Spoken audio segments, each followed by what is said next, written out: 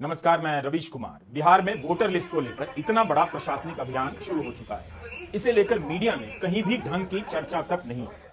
8 करोड़ मतदाताओं से फॉर्म भरने के लिए कहा गया है। किसी से प्रमाण पत्र मांगा जाएगा, किसी को 2003 की मतदाता सूची केवल संलग्न कर देनी होगी और किसी को माता या पिता से जुड़े प्रमाण पत्र देने होंगे।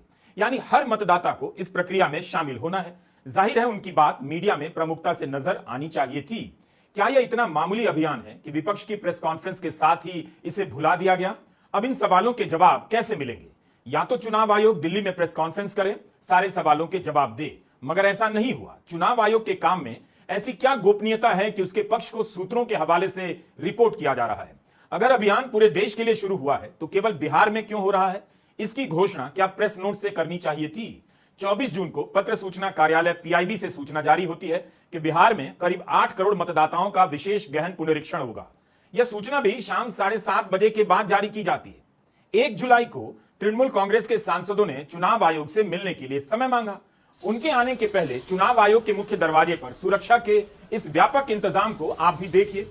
तृणमूल कांग्रेस से कितने सांसद आएंगे इसकी संख्या तो पहले से तय होगी, तब भी इतनी भारी सुरक्षा। तृणमूल कांग्रेस का दल आया भी और अपनी बात बताकर चला भी गया, लेकिन सुरक्षा की तैयारी देखकर लगता है कि जैसे आयोग नहीं जंतर मंतर पर मिलने लोग आए हों। पूरे देश के लिए इतना बड़ा अभियान लॉन्च हो रहा है, कायदे से चुनाव आयोग को व्यापक प्रेस कॉन्फ्रेंस करनी चाहिए थी। आखिर चुनाव आयोग जैसी संवैधानिक संस्था के पास छिपाने के लिए क्या हो सकता है? आयोग तो तटस्थ अंपायर है, उसका तो किसी से लेना देना नहीं। तो फिर सवालों के जवाब दिए जाते तो क्या बेहतर नहीं होता?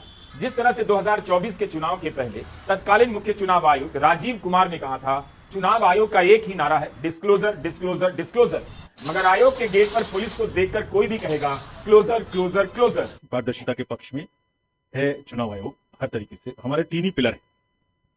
Number 1, disclosure disclosure disclosure. Anything we do in the commission and anything our district magistrate down the line in the election process do is based on 2 pillars: disclosure disclosure disclose everything to the public, to the voter है। अब मुख्य चुनाव आयुक्त नहीं है, सेवानिवृत्त हो चुके हैं। ज्ञानेश कुमार मुख्य चुनाव आयुक्त हैं। 2024 के लोकसभा चुनावों के दौरान आयोग की प्रेस कॉन्फ्रेंस में राजीव कुमार के साथ चुनाव आयुक्त के तौर पर ज्ञानेश कुमार भी होते थे। एक तरह से वे भी डिस्क्लोजर अभियान का हिस्सा थे।